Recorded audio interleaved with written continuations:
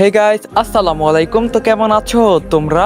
তুমি শুধুই আমার পার্ট 2 নিয়ে এসে পড়ছি, তো বেশি কথা না কয়ে শুরু করা যাক। বলে মিতু আবার একটা রহস্যময় হাসি দিয়ে চলে গেল। রাতে আম্মু আমাকে খাইয়ে দিল। ফোনটা হাতে নিয়ে দেখলাম রাত প্রায় 10টা বাজে। হঠাৎ কি জানি একটা শব্দ শুনলাম। পিছনে তাকিয়ে দেখি রিয়া লাফ দিয়ে আমার জানালা দিয়ে আসতেছে। আমি বললাম, এই কি করছিস, পড়ে যাবি তো। তখন রিয়া একটা হাসি দিয়ে আমার পাশে বসলো। এই তোর এই তোর পা দিয়ে রক্ত তো পড়ছে, দেখা তো আমাকে। তখন রিয়া বলল, দেখি আর কি করবি, অন্তরের ভিতর যে কত রক্ত ঝরে পড়ছে সেটা তো আর দেখতে পেলি না। আমি বললাম, চুপ করে এখানে বস। আমি রিয়ার পা থেকে শাড়িটা হালকা তুলতে দেখি অনেকটা কেটে গেছে। টেবিলের উপর থেকে বক্সটা এনে রিয়ার পা ভেন্ডিস করে দিলাম। আমি বললাম, কি দেখিস এভাবে? তখন রিয়া বলল, তোরে দেখি জানি না আর দেখতে পারবো কি না। তখন আমি বললাম, এখন বল এখানে কিভাবে এলি? এত লম্বা দেওয়া তারপরও চলে আসলি? তখন রিয়া বলল, এটা তো কিছু না, তোর জন্য আমি পাহাড় থেকেও লাফিয়ে আসতে পারি। তখন আমি বললাম, এ কি, তোর ঠোঁটের এসব কিসের দাগ? মনে হচ্ছে কেউ যেন তোকে আঘাত করছে। এটা বলতে রিয়া কান্না করতে লাগলো। আমি বললাম, কিরে কান্না করছিস কেন? তখন রিয়া বলল, আম্মু আমাদের সন্তানকে মেরে ফেলতে চেয়েছিল, কিন্তু আমি দেইনি। আমাকে জোর করে পিল খাওয়াতে চেয়েছিল, আমি খাইনি। তখন আমি বললাম, দেখ রিয়া, এটা কোনো ছেলে খেলা না, আমি তোরে বুঝাই বলি তাহলে বুঝবি। তখন রিয়া বলল, আর কি বলবি তুই? তখন আমি বললাম, আগে আমাকে ভাইয়া বলে ডাকতি, কত মধুর ডাক ছিল, কিন্তু কেন তুই এমন হলি সেটা আমি জানি না। তুই একটা বিষয় চিন্তা করে দেখলি তোর জন্য আজকে কি হয়েছে? তখন রিয়া বলল, সব কিছু আমি করছি বুঝি, তুই কোনো দোষ করিস নাই মনে হয়। তখন আমি বললাম, দেখ, তুই দেখতে একদম পরীর মতো সুন্দর, কোনো ছেলে তোরে দেখে মুখ ফিরাবে না। তার উপর উলঙ্গ শরীর নিয়ে যদি আমার সামনে দাঁড়িয়ে থাকিস, তুই এখন নিজেই বল, তখন কি আমি নিজেকে কন্ট্রোল করার মতো কোনো শক্তি থাকতো? তখন রিয়া বলল, আমি জানি তুই আমাকে ভালোবাসিস না, তাই আমাকে এই পথ অবলম্বন করতে হয়েছে। তখন আমি বললাম, দেখ রিয়া, এটা কোনো ছেলে খেলা না, সারা জীবন তোরে বোনের নজরে দেখছি, কিভাবে তোরে এখন বউয়ের নজরে দেখবো তুই বল। আমি চাই যা হয়েছে সব ভুলে যা, চাচার দেওয়া ছেলের সাথে বিয়ে করে জীবন সুন্দর করে সাজা। তখন রিয়া বলল, বাবা বাহ, খুব সুন্দর কথা বললি তুই। এই তুই দেখিস নাই বাবা কত বড় দেওয়াল তৈরি করছে, সেটার উপর লাফ যখন দিয়েছি তখন মরার চিন্তাও করি নাই। তখন তোর মুখটা সামনে ভাসছিল, জানি প্রিয়জনের সাথে দেখা করব, এর থেকে বড় খুশি আর কি হতে পারে? তোর জন্য আমি আর কি বললে তোরে ভালোবাসার প্রমাণ দিতে পারবো তুই বল। তখন আমি বললাম, দেখ, আমার কোনো বোন নাই, তোর এই ছোটবেলা থেকে আমি বোন ভাবতাম, আজ তুই। তখন রিয়া বলল, আমি বুঝে গেছি, তোরে যতই বুঝাই বুঝবি না। তোরে পাওয়ার জন্য যদি আমাকে যুদ্ধ করতে হয় তাও করব, তবু তোরে হারাতে পারবো না। তখন আমি বললাম, রিয়া, এখন কিন্তু বেশি হয়ে যাচ্ছে। ও শেট, একটা কথা মনে হয়েছে। তখন রিয়া বলল, কি কি কি? তখন আমি বললাম, যখন আমরা শারীরিক সম্পর্কে লিপ্ত ছিলাম তখন কি তুই কোনো ভিডিও করছিলি? রিয়া ভয় পেয়ে না মানে ঠাস ঠাস করে রিয়ার গালে দুইটা চর বসিয়ে দিলাম। তখন আমি বললাম, তুই এটা কি করলি? তোর কারণে আজকে মিতুর সব কথা মানতে হচ্ছে, মনে হয় অটোমেটিক ডিলেট হয়ে গেল। তখন আমি বললাম, তোর বাসায় মিতু গিয়েছিল? তখন রিয়া বলল, ওই ডাইনি যখন গেছিল তখন আমি ওয়াশরুমে ছিলাম। তখন আমি বললাম, ভিডিওটা ডিলেট হয় নাই, মিতু তোর ফোন থেকে ওর ফোনে ভিডিওটা নিয়ে ডিলিট করে দিছে, না জানি এখন। তখন রিয়া বলল, আমি তোকে ছাড়বো না। এ কথা বলতেই দরজার বাইরে থেকে কে জানে শব্দ করছে। তখন আমি বললাম, কে কে? মিতু বাহির থেকে বলল, আকাশ, আমি, দরজা খোল। তখন আমি বললাম, রিয়া বোন আমার, তুই তাড়াতাড়ি পালা নইলে মিতু। তখন রিয়া বলল, তোর মুখ থেকে বোন শুনতে আমার ভালো লাগে না, বল রিয়া জান। তখন আমি বললাম, দেখ, মিতু এসে তোরে দেখতে পারলে অবস্থা খারাপ করে দিবে, প্লিজ এখন তুই যা এখান থেকে। তখন রিয়া বলল, মিতু তোর সাথে আবার কিছু করবে না তো? আমার ভয় হচ্ছে। তখন আমি বললাম, তুই যাবি নাকি? তখন রিয়া বলল, বল রিয়া জান আমার, তুমি যাও। তখন মিতু বলল, ওই তাড়াতাড়ি দরজা খুলবি নাকি আমি ভেঙে ফেলবো। তখন রিয়া বলল, আজকে ওর একদিন কি আমার একদিন, ওকে আমি খুন করব। তখন আমি বললাম, ও তোর থেকে একটু হলেও ভালো আছে, তোর মতো কাপড় খুলে আমাকে ভালোবাসা দেখাই নাই, আর তোর বাবা আমাকে খুন করার হুমকি পর্যন্ত দিয়েছিল। তুই যদি এখন আমার পাশে থাকিস, আমার বাবা মাকে পরে তোর বাবা মেরে ফেলতে পারে। তখন রিয়া বলল, যাকে এত ভালোবাসি জান প্রাণ দিয়ে আজকে সেই এই কথা বলল। যদি বলতাম তোরে আমি ভালোবাসি, মানতি তুই? বল মানতি? বিশ্বাস কর, এটা ছাড়া তখন আমার মাথায় কোনো উপায় ছিল না। তবে তোরে শেষ একটা কথা বলে যাই, আমি তোরে কাছে পাওয়ার জন্য যা যা করা দরকার দরকার পড়বে তাই করব, এমনকি আমার সামনে যে দাঁড়াবে তাকে খুন করতেও একটু ভাববো না। তবে আমার চেষ্টা আমি করব, আর যদি নাই পাই পেটে হাত দিয়ে বলবো এখানে তোর আর আমার সন্তান আছে, ওকে নিয়ে বাকিটা জীবন কাটিয়ে দিব। আর খুব শীঘ্রই নাকি বাবা আমার বিয়ের ব্যবস্থা করবে। তবে তার আগে আমি একটা কিছু করব, যত কিছুই হোক না কেন তারপরও আমি শুধু তোরেই চাই, আর কিছু লাগবে না। শুধু একটা কথাই বলবো, তুমি শুধুই আমার, আর কারো হতে দিব না। রিয়া কান্না করতে করতে জানালা দিয়ে বের হয়ে গেল। আমি তাড়াতাড়ি বিছানা থেকে উঠে দরজা খুলে দিলাম। তখন মিতু বলল, এত সময় লাগে একটা দরজা খুলতে, ভিতরে কি করছিলি? বলে জানালার কাছে গিয়ে কি জানি দেখলো। ফিরে এসে মিতু আমার হাত ধরে বলল, এই তোর হাতে রক্ত কেন লাগে আছে?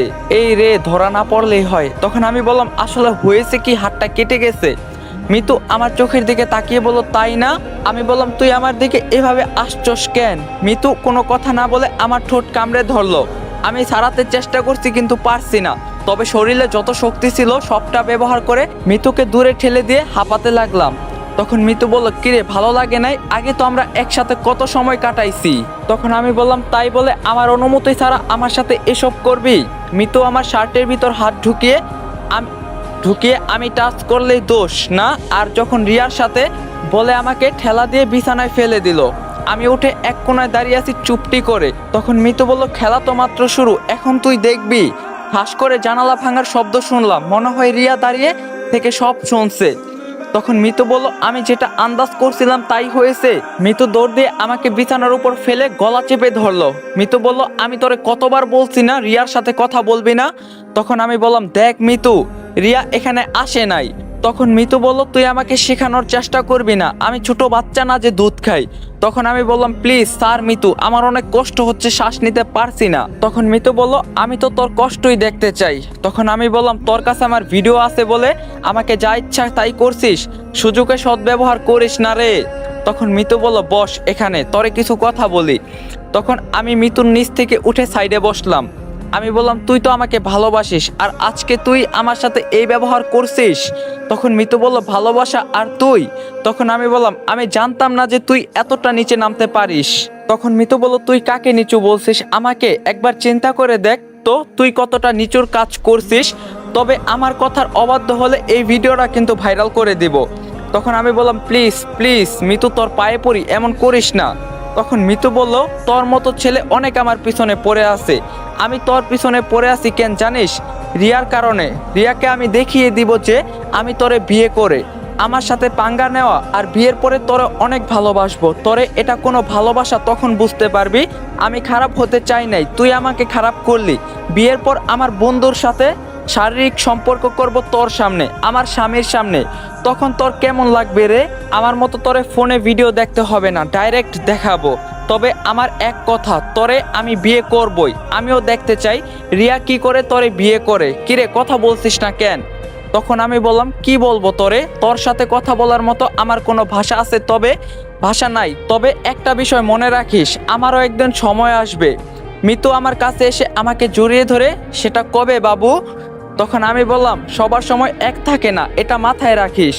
তখন মিতু বলল, সেটা তো দেখাই যাবে, তবে সকালে একটা বড় ধরনের সারপ্রাইজ পাবি। এই এখন তোর বুকের মাঝে আমি ঘুমাবো। তখন আমি বললাম, আর কি করতে চাস আমার সাথে? প্লিজ আমাকে একটু একা থাকতে দে। তখন মিতু বলল, আমার বাবুটা আমি অনেক কষ্ট দিয়ে ফেলছি না, ঘুমাও এখন কেমন? আর যদি মাঝরাতে কোনো মেয়ের শরীরের প্রয়োজন পড়ে আমাকে বলবা, আমি ওই তোমার পাশের রুমে আছি নাকি এখন।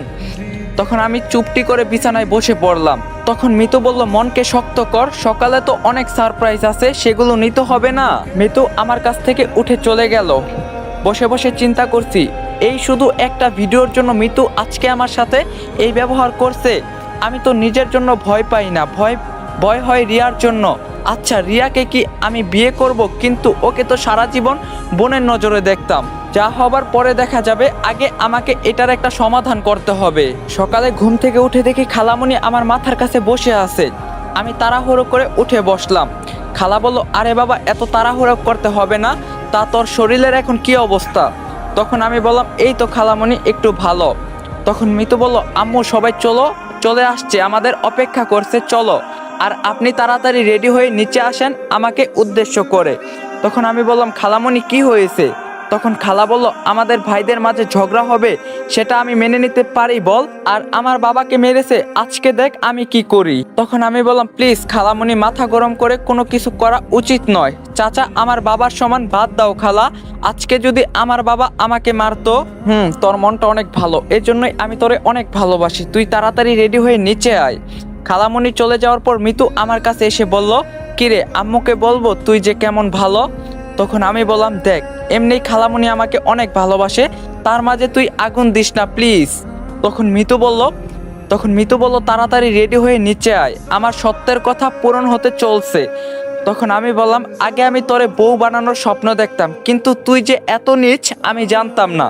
তখন মিতু বলল, আমি আমার স্বার্থের জন্য সব কিছু করতে পারি, আমি তো খারাপ ছিলাম না, আমি তোর কারণে খারাপ হয়েছি, তুই আমার হক নষ্ট করছত, তুই ভাবলি কি করে আমি তোরে ছেড়ে দিব? আসি কেমন, তাড়াতাড়ি রেডি হয়ে নিচে আয় তুই। মিতু চলে যাওয়ার পর আমি উঠে ফ্রেশ হয়ে নিচে গেলাম। নিচে গিয়ে দেখি আমাদের পরিবারের সবাই আছে, আমার চাচা চাচি রিয়া সবাই আছে। তখন খালা বলল, আয় বাবা আমার পাশে বস, আমি তোর জন্যই অপেক্ষা করছি। আমি গিয়ে খালামণির পাশে বসলাম। খালা বলল, আগে কি হয়েছে না হয়েছে আমি এসব কিছু জানতে চাই না, এখন আমি কি বলি মনোযোগ দিয়ে শোন। তখন চাচা বলল, জি আপা বলেন। জি বলেন আপা।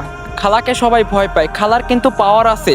আমার খালু বড় ব্যবসায়ী, তিনি যে কোনো মন্ত্রীর সাথে কথা বলতে একটু সময়ও লাগে না, এই হিসাবে চাচা খালামণিকে ভয় করে।